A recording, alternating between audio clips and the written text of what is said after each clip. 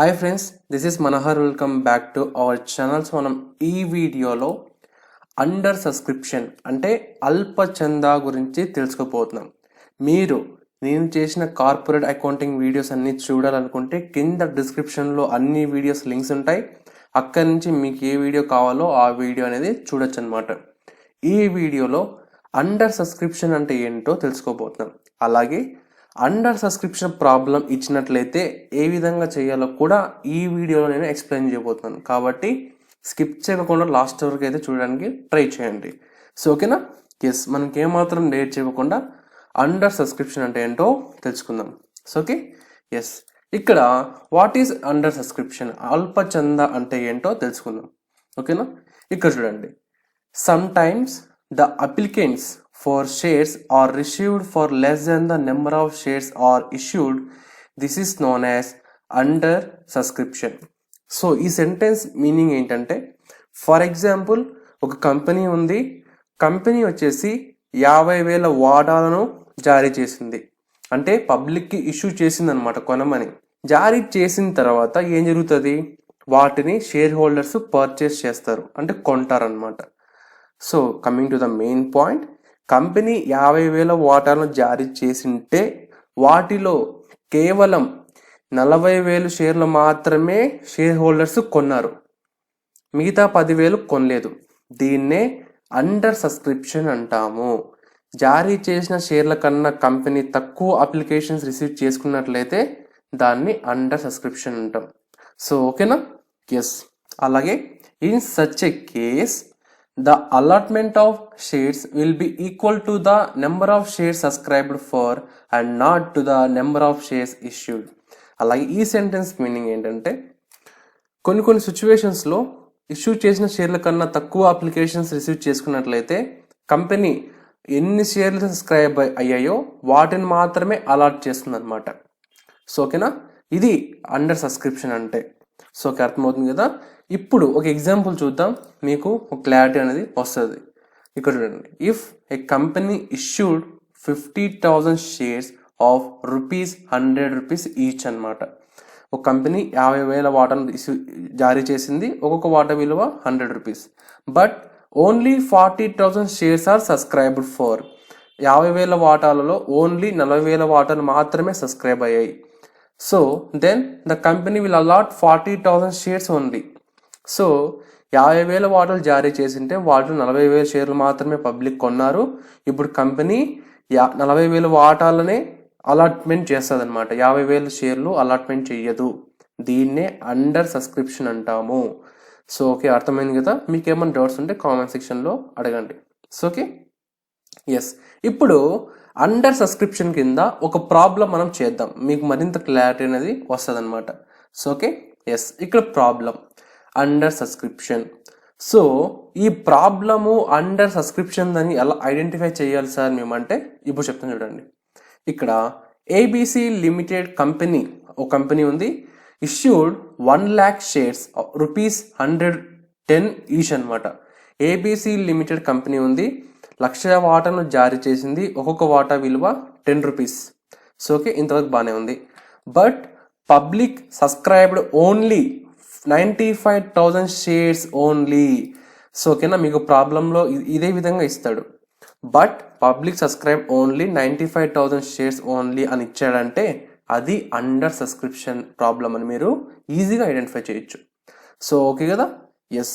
ఇక సెకండ్ వచ్చేసి, and the amount is payable as follows.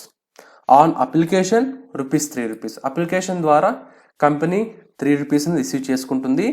On allotment ₹2, on first call ₹2 and final call ₹3 అనమాట. So ఓకేనా? ఇక next, all the shares were subscribed and all the money received except on 5,000 shares on final call. So మీకు corporate అకౌంటింగ్లో first chapter ఏదైతే ఉందో ఉన్న ప్రాబ్లమ్స్లో every ప్రాబ్లంలో calls in areas involve అవుతుంది. ఇక్కడ ఎక్సెప్ట్ వచ్చిందంటే అది కాల్స్ ఇన్ ఏరియాస్. సో ఓకేనా, ఫైనల్ కాల్లో 5,000 వాటాల మీద డబ్బులు రిసీవ్ చేసుకోలేదని మీనింగ్. సో ఓకే, ఇక next pass necessary journal entries. ఇప్పుడు ఒక ఇంపార్టెంట్ పాయింట్ చెప్పాలి మీకు, అదేంటంటే అండర్ సబ్స్క్రిప్షన్ ప్రాబ్లం ఇచ్చాడనుకోండి, దీంతో ఎలాంటి ఎంట్రీ చేంజ్ అవ్వదు. ఎంట్రీస్ అనేటివి ఇంతకుముందు ఎలా చేసేవాళ్ళు అదే విధంగా ఉంటాయి. బట్ చేంజ్ అయ్యేది ఏంట్రా అంటే అమౌంట్ మారుతుంది. మీరు 1,00,000 ఇంటూ 2, 3 అట్లా వేసుకోకూడదు. ఎన్ని షేర్లు సబ్స్క్రైబ్ అయ్యాయి వాటి మీదే డబ్బులు రిసీవ్ చేసుకోవాలి మనం. 1,00,000 షేర్ లేకూడదు. సో ఓకేనా, ఇది ఒక్కటే చేంజ్ అవుతుంది.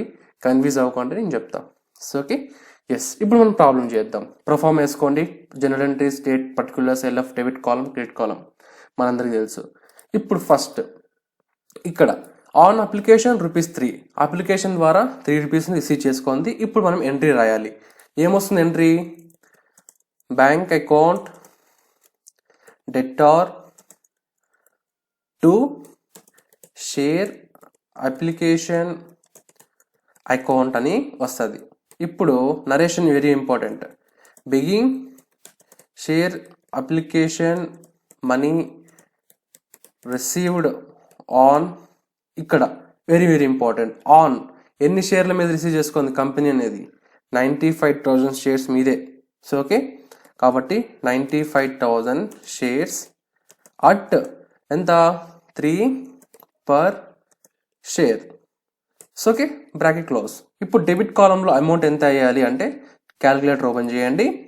ఇప్పుడు 95,000 షేర్స్ వేసుకోండి. ఇంటూ 3 వేస్తే 2,85,000 వస్తుంది. ఆ అమౌంట్ని ఇక్కడ మెన్షన్ చేసుకోవాలి. సింపుల్, అమౌంట్ ఒక్కటి చేంజ్ అవుతుంది. ఓకేనా, ఎంట్రీస్ ఏం మారవు. సో ఓకే, అయిపోయింది. ఇప్పుడు నెక్స్ట్ ఏం చేయాలి? మనము షేర్ క్యాపిటల్ అకౌంట్కి ట్రాన్స్ఫర్ చేయాలి.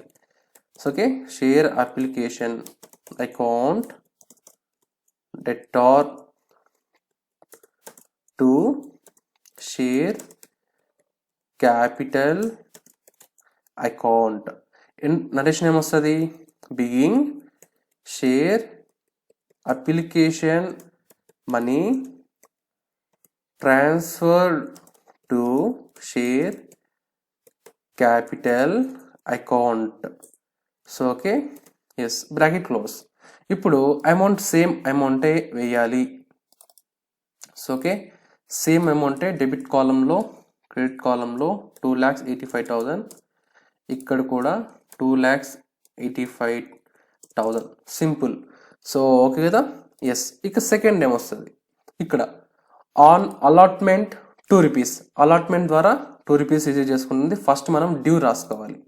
సో ఓకే కదా, డ్యూ ఏమని వస్తుంది? Due share allotment account debtor to ఏమని రాస్తాం? ఇక్కడ షేర్ క్యాపిటల్ అకౌంట్ అని రాస్తాం. Narration important. Being share allotment money due on 95,000 shares.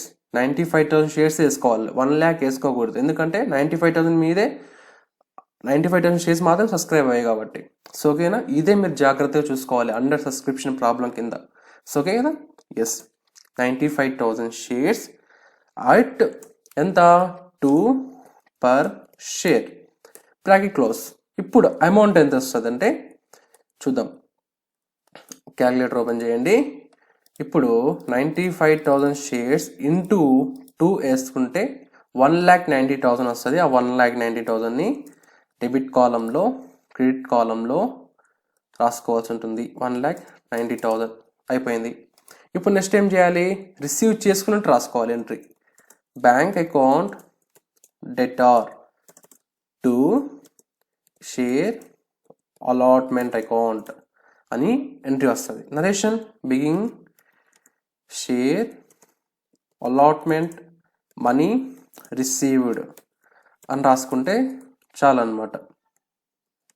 So ఓకేనా, సేమ్ అమౌంటే డెబిట్ కాలంలో, క్రెడిట్ కాలంలో మెన్షన్ చేసుకోవాలి మీరు.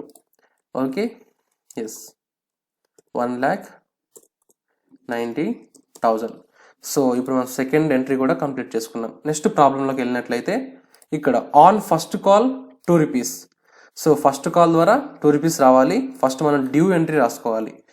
ఓకేనా, ఏమని రాస్తారు entry? Share first call account debtor to share capital account అని ఎంట్రీ వస్తుంది. నరేషన్ ఏమొస్తుంది ఇక్కడ, begging share first call money due on 95 day, ఓకేనా, 95,000 shares at 2 per share. So okay కదా, సింపుల్. ఇప్పుడు అమౌంట్ కాలం అంటే డెబిట్ కాలంలో క్రెడిట్ కాలం ఎంత వేయాలంటే సేమ్ 1,90,000. 95,000 ఇంటూ 2 వేస్తే 1,90,000 వస్తుంది. సో ఓకే, అమౌంట్లో ఒక్కటి మీరు జాగ్రత్తగా చూసుకోవాలి అండర్ సబ్స్క్రిప్షన్ ప్రాబ్లంలో. So okay, yes. ఇక్కడ నెక్స్ట్ ఏం చేయాలి, మనం రిసీవ్ చేసుకున్నట్టు రాసుకోవాలి entry. Bank account debtor to share first call account. Narration ఏమొస్తుంది, being share first call money received అని రాసుకుంటే చాలు అనమాట. సో సేమ్ అమౌంటే ఇక్కడ కూడా రాసుకోవాలి మీరు. 1,90,000. క్రెడిట్ కాలంలో కూడా 1,90,000. సో థర్డ్ ఎంట్రీ కూడా అయిపోయింది. ఇప్పుడు ఏం రాయాలి అంటే ప్రాబ్లంలోకి వెళ్దాం. ఇక్కడ last on final call ₹3. So final కాల్లో ₹3 రావాలి. ఫస్ట్ మనం డ్యూ ఎంట్రీ రాసుకోవాలి. అలాగే ఇక్కడ మర్చిపోకూడదు మీరు, except on 5,000 shares on final call. So ఓకేనా, ఫైనల్ కాల్లో 5,000 షేర్స్ మీద మనకు డబ్బులు రాలేదు. సో ఫస్ట్ మనం డ్యూ రాసుకుందాం. సో ఓకేనా, ఇక్కడ ఫస్ట్ డ్యూ రాసుకోవాలి. Share final call account debtor to share capital account. Narration ఏమైనా వస్తుందంటే begging share final call money due on 95,000 shares at 3 కదా, 3 per షేర్. సో ఎంట్రీ రాసుకున్నాం. ఇప్పుడు డెబిట్ కాలంలో క్రెడిట్ కాలంలో అమౌంట్ ఎంత వేసుకోవాలి సార్ అంటే, ఫస్ట్ ఎంత వేసుకున్నాం మనం ఇక్కడ 2,85,000, అది ఇక్కడ వేసుకోవాలి. ఎందుకంటే 95,000 ఇంటూ 3 వేస్తే మనకు 2,85,000 వస్తుంది అనమాట. సో అదే అమౌంట్ని క్రెడిట్ కాలంలో కూడా రాసుకోవాలి, 2,85,000. ఇక్కడ ఎలాంటి చేంజ్ ఉండదు. ఇప్పుడు మనకు కాల్సిన ఏరియాస్ ఎంట్రీ ఇక్కడ ఇన్వాల్వ్ అవుతుంది. సో ఓకేనా, ఇప్పుడు ఎంట్రీ అమౌంట్ రాసుకుంటాం, రిసీవ్ చేసుకున్నట్టు రాసుకోవాలి amount. Okay, bank account. So okay, bank account debtor, అదేవిధంగా calls in arrears account debtor to share final call account. ఇంకా నరేషన్ ఏమొస్తుందంటే being share final call money received only on, ఇక్కడ ఎంత రాసుకోవాలి, ఇప్పుడు 5,000 షేర్ల మీద డబ్బులు రిసీవ్ చేసుకోవాలి ఫైనల్ కాల్లో. ఇప్పుడు ఎంత రాసుకుంటాం ఇక్కడ 90,000 shares, only on 90,000 shares at 3 per share. Simple. ఇప్పుడు అమౌంట్ కాలంలో అంటే డెబిట్ కాలంలో ఎంత అమౌంట్ రాసుకోవాలి అంటే చూద్దాం. ఇప్పుడు మనం క్యాలిక్యులేటర్ ఓపెన్ చేయాలి. ఇప్పుడు 90,000 షేర్స్ మీద రిసీవ్ చేసుకున్నాం కాబట్టి 90,000 షేర్స్ ఇంటూ 3 వేస్తే 2,70,000 వస్తుంది. ఆ 2,70,000 అనేది బ్యాంక్కి డెబిట్ చేయాలి. ఓకేనా, ఇప్పుడు నెక్స్ట్ కాల్స్ ఇన్ ఏరియాస్కి ఎంత డెబిట్ చేయాలి మనం అంటే చూద్దాం.